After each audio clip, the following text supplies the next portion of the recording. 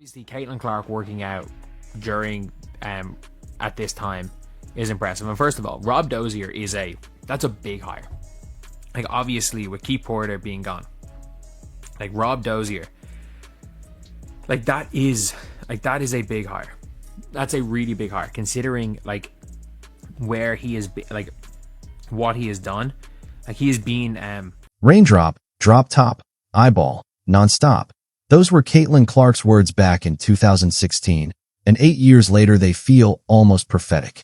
While the WNBA sits in its off-season, Clark isn't slowing down for a second, staying locked in while everyone else resets. And the move she just made, the hire she quietly finalized, speaks volumes. It tells the story of what went wrong last season, where the cracks really were, and exactly what has to change if she's going to take the next step from superstar to unstoppable. a lot of big players. He has worked with a lot of big players, and obviously worked with the G League team for the NBA. Rob Dozier is genuinely a good trainer, and it's one of those things where it's like a lot of people are like talking about Caitlin Clark not really wanting to do it because she's not working out with Chris Brickley. I mean this when I say this. Like, I've seen Rob Dozier. The name might fly under the radar for casual fans, but inside NBA training circles, it carries real weight.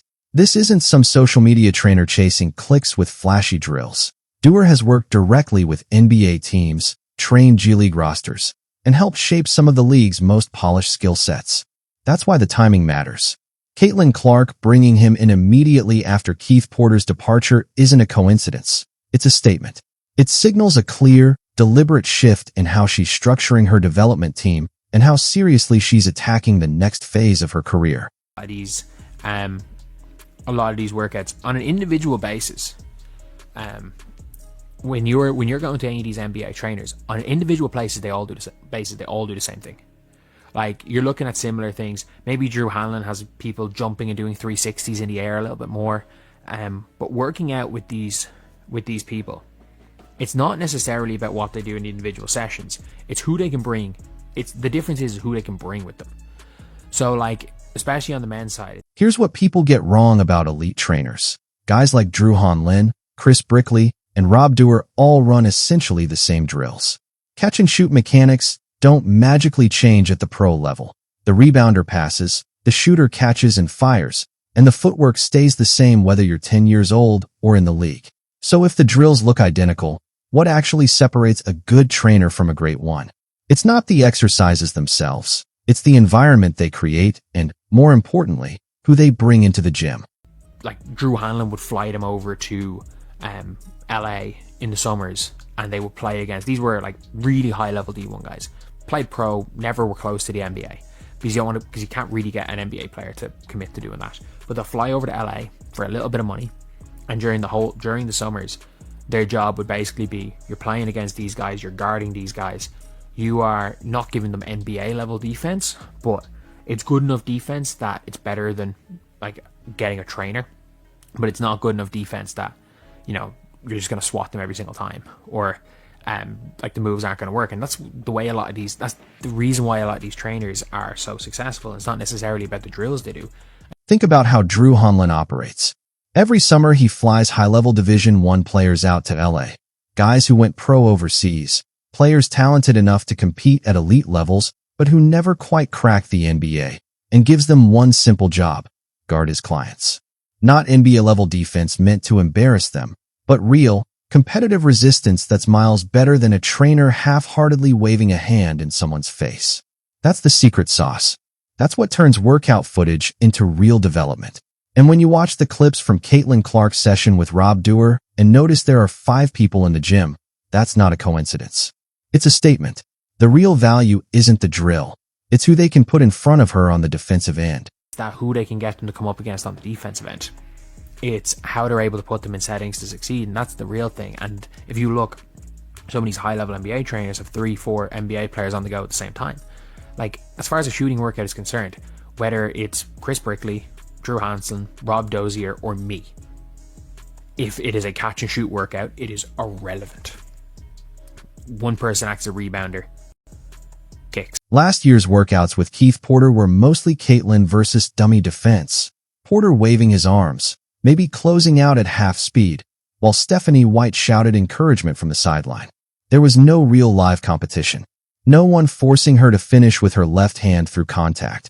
No defender making her actually commit to going right instead of just going through the motions in an empty gym. That's why this new footage matters. There are 5 people in this workout, and that changes everything.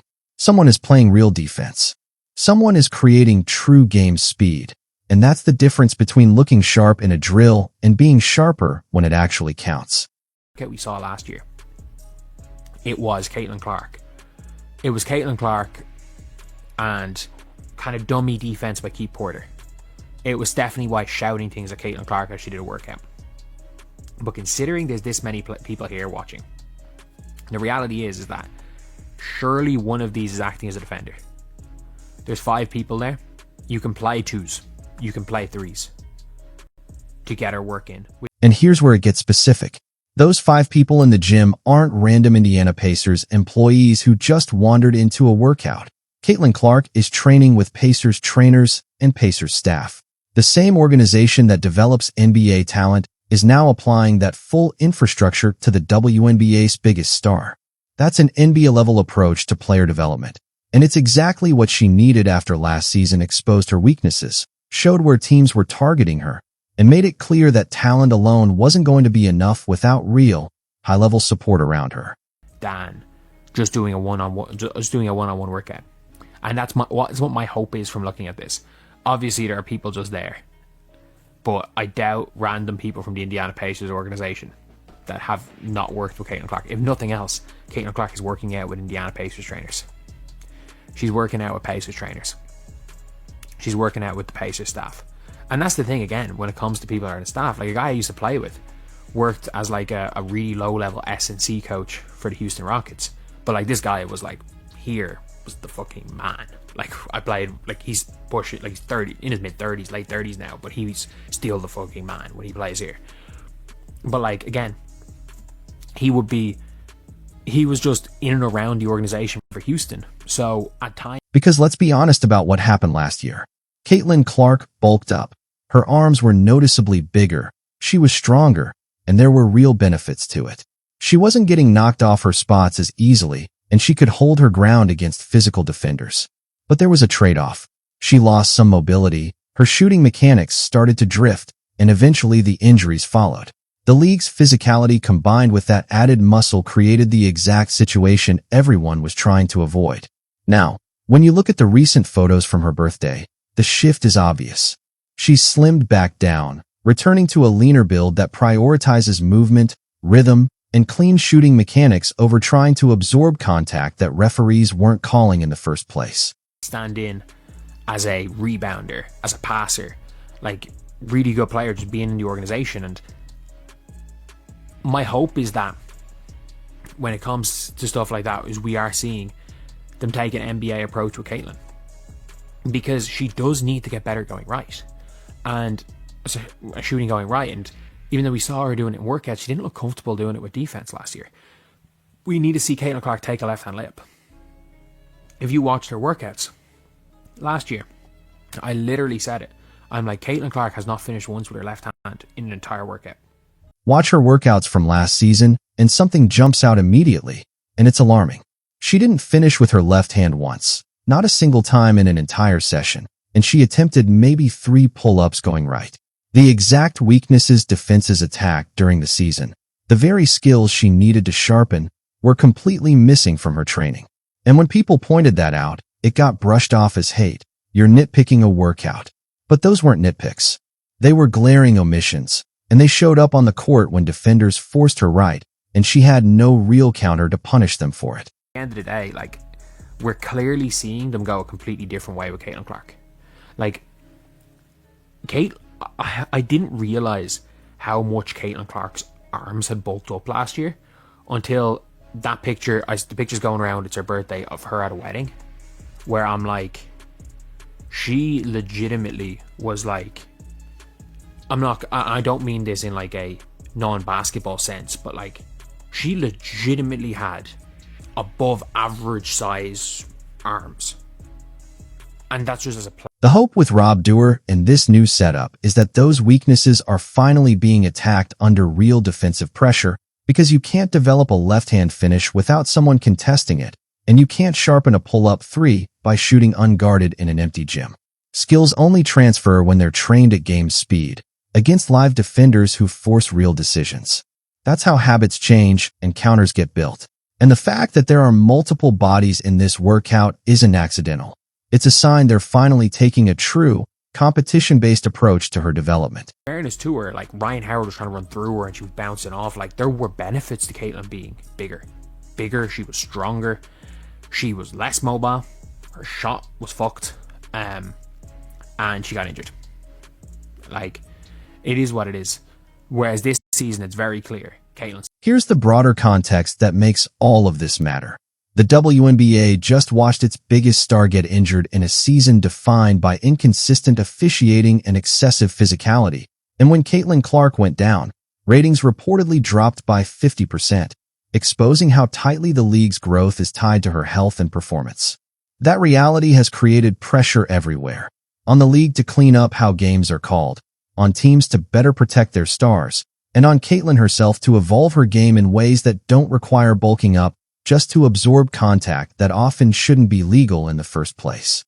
The slimmer physique, the NBA-level training staff, and the renewed emphasis on skill development over raw physicality all point to a recalibration, an acknowledgement that last year's approach didn't work. Rob Dewar brings a level of credibility and structure that Keith Porter, despite his loyalty and effort, simply couldn't match. He's worked with NBA organizations, understands how to design development programs that translate to pro competition, and has access to players who can provide real defensive resistance. Most importantly, he's not going to let Caitlin go through an entire workout without finishing left or pulling up going right. Those 5 people in the gym represent a support system that finally matches her talent level, because the truth is Caitlin Clark is too good to be training like a college player anymore.